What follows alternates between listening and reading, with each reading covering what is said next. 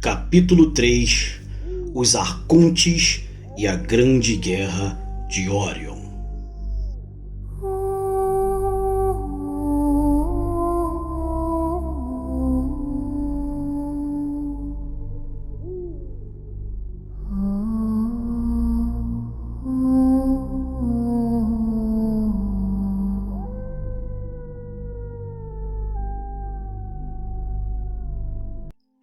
Mika, o diretor de universo local, trouxe consigo um projeto ambicioso e de grande generosidade a respeito das criaturas criadas, a concessão do DNA Elohim ao projeto adâmico que conectava estes seres diretamente à fonte. Essa raça adâmica, originária de Vega, eram exemplares de 3,5 metros de altura, dotados de capacidades multidimensionais, possuíam 12 hélices de DNA biológicos e, quando em seu caminho de evolução espiritual, conseguiam fazer vibrar as 12 conjuntamente na frequência do amor puro da fonte, então se ativava a 13ª, o DNA Elohim, que os conectavam com o Criador Universal e os capacitavam por direito a ser um filho celestial. No capítulo anterior, vimos como começou a caça réptil aos seres humanos para extrair essa matriz genética. Já tratamos, inclusive, que uma parte dos Elohim se revoltaram a respeito de que suas criações eram inferiores à raça humana adâmica. A cabeça dessa rebelião foi Sarathen, filha de Aniotep. Sabe-se que esses filhos celestiais são pura energia e possuem um gênero, mas parece que Sarathen se identificava bastante com a polaridade feminina. Aniotep, seu pai, um ancião de 10 dimensões, tal qual o arcanjo Metatron, tentou fazê-la desistir de sua postura, mas ela se recusou e encabeçou ferozmente uma rebelião que quase aniquilou a raça adâmica. E esses filhos celestiais, ou anjos, que comandavam a captura dos homens, extraíram o DNA adâmico e fizeram a primeira tentativa de hibridação com eles. O resultado disso foi o nascimento de uma raça terrível, os Arcontes.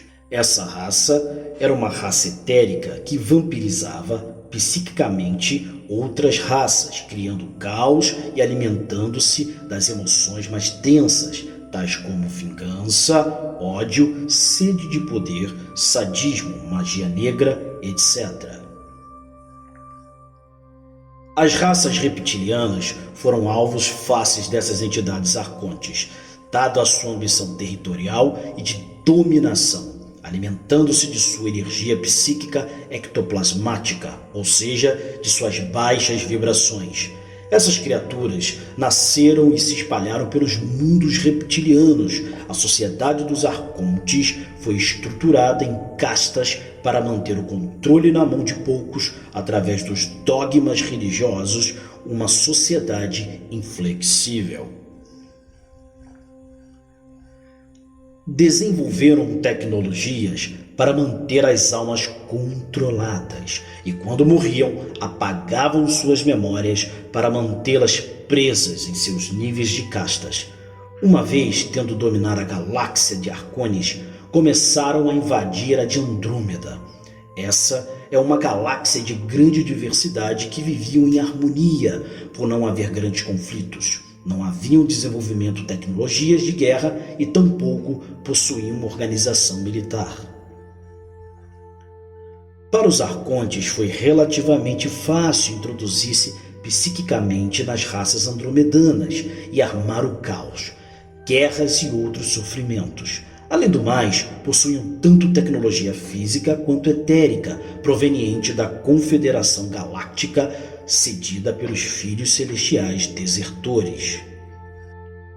Vale salientar que a Confederação é formada por seres etéricos de alta categoria, comandado pelos filhos primordiais, e foi então neste momento, a serviço também da fonte, que as forças da Confederação interviram pela primeira vez neste universo local. Devemos situar que seus métodos são pacíficos, com a premissa de respeitar a vida e simplesmente fazer valer sua capacidade superior sobre a matéria para fazer parar os conflitos. São entidades etéricas, são pura energia, tais quais suas naves. Depois de muitos milhares de anos de trabalho duro, os arcontes foram expulsos de Andrômeda, formando-se a Federação de Autodefesa de Andrômeda, e com o tempo se converteria na Confederação Intergaláctica, com sede na estrela de Alcione, englobando todas as raças físicas que estavam em sua consonância com a Federação dos Planos Etéricos Ascendidos e que buscavam assim evoluir ao Criador. Infelizmente, escaparam do purgatório de Andrômeda algumas centenas de arcontes que deram um salto para a constelação de Vega, começando assim a invasão da Via Láctea. Tiveram um grande êxito dominando as mentes das raças reptilianas de Orion, que começaram a massacrar e escravizar tanto os humanos quanto os insectoides, dando início assim à Grande Guerra de Orion.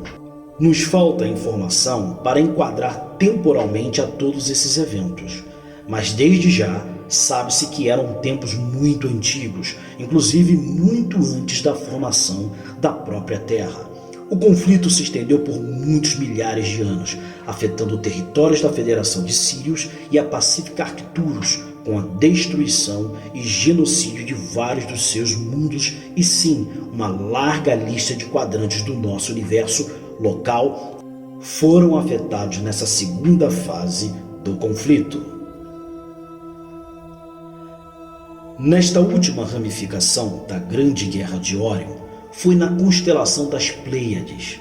Os reptilianos, em plena guerra, fabricaram outra hibridação com DNA adâmico, os Draconianos, em honra de onde provinha a matriz genética de sua raça. Esses Dracos eram metade humanos, metade dragões, devolvendo-se várias raças e sub-raças, tanto aladas quanto não aladas. Os inimigos dos reptilianos eram os seres felinos de Sirius, que eram seres de 3 a 5 metros de altura, com grande força, agilidade e ferocidade. Lamentavelmente, não era uma raça muito numerosa, mas atuavam em operações de combate corpo a corpo, lutaram lado a lado com os humanos durante toda a guerra. No final, éramos também sua criação, onde também participaram raças sirianas, anfíbias e delfínicas, tanto cobertura material ao trabalho dos Elohim, que levaram adiante o projeto adâmico. A Confederação intervinha tentando pacificar os conflitos, mas estes se multiplicavam. A Grande Guerra de Orion colocou em perigo a sobrevivência da raça humana. Os exércitos reptilianos eram imensos e os reptilianos colocavam dezenas de ovos enquanto os humanos tinham uma cria em média por vez. Não havia maneira de igualar a luta, mas em um dado momento, o comandante gênio geneticista Torank se rodeou dos melhores cientistas que dispunha a Federação e geraram clones humanos. Muitas raças já haviam praticado a geração de clones desde muitos milhares de anos, mas eram indivíduos pouco cooperativos, de comportamento mecânico, sendo que eles seguiam preferindo usar robôs para uma série de tarefas. Mas a nova tecnologia de clonagem era muito superior, capaz de gerar clones em algumas horas, com memória adaptada e recorrente desde a data em que foram criados. Em outras palavras, clones 100% operativos física, psicologicamente, com um fractal de alma, prontos para lutar. Paralelamente, se desenvolveu uma avançada tecnologia de clonagem industrial, ao parecido com nossa incipiente tecnologia de impressoras 3D. Se geraram fábricas que produziam tanto tanques de clonagem, casas, naves, cruzeiros de carga e combate, em tempo recorde. Inclusive fábricas de clonagem que clonavam a si mesmas. Tudo isso acabou na produção sem descanso de autênticos enxames de soldados humanos perfeitamente equipados. As primeiras vitórias não demoraram a chegar. Os reptilianos, que tinham sua tecnologia e sobretudo sua esmagadora superioridade numérica, começaram a experimentar as primeiras derrotas e de repente se enfraqueceram do dia para a noite. Começaram a sentir algo que não estavam acostumados: o pânico. Prontamente o Conselho Reptiliano se reuniu, já que temiam perder a guerra, por isso decidiram utilizar tudo que estava a seu alcance e começaram a usar projéteis antimatéria devastadores, que às vezes provocava até a geração de buracos negros. A resposta da Federação não demorou e utilizaram também armas de antimatéria. Tudo estava um caos, colocando em perigo a própria órbita da Via Láctea. Nosso próprio Sol formava originalmente um sistema triplo, sendo acompanhado de uma estrela anã branca e uma estrela anã marrom, cada uma delas com seus próprios planetas. Por efeito desses desequilíbrios orbitais e gravitacionais provocados pelas bombas de antimatéria, nosso jovem sistema solar, ainda em formação, foi deslocado para este quadrante atual. Além disso, nosso sistema estava mais perto de outros como a Alpha Centauri, Sirius e Procyon, e todos, por sua vez, estavam mais perto do setor B de Rigel, a supergigante azul de Orion. Como se pode imaginar, nestes tempos a Terra ainda não havia se formado. A Lua era um corpo rochoso natural, mas artificialmente modificado, utilizado como base orbital por parte da Federação de Sirius, que por efeito dos destroços desse nosso sistema originalmente triplo, vagou abandonada por milhões de anos, atraída muito tempo depois pela gravidade de Júpiter ao nosso sistema atual. À ocorrência de todos esses cataclismos, a Federação redobrou os esforços para pacificar o conflito, já que se estava chegando à loucura de pôr em perigo a própria integridade física da galáxia. Por fim, a Federação decidiu impor a paz e parar o conflito, dividindo a galáxia em setores. Esses setores seriam assim chamados de o Tratado de Equilíbrio, firmado ao redor de 5,5 bilhões de anos atrás, numa referência na escala do tempo terrestre.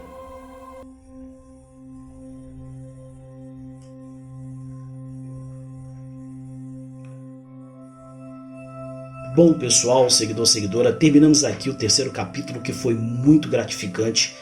Então, no próximo capítulo, nós falaremos das castas Metatron e as hierarquias crísticas reptilianas. Tá? Então, para que você não perca, ou seja, fique a par em primeiríssima mão, se inscreva em nosso canal, dê o like, ative o sininho, escolhendo todas as opções, e até o próximo vídeo. Muita luz e paz.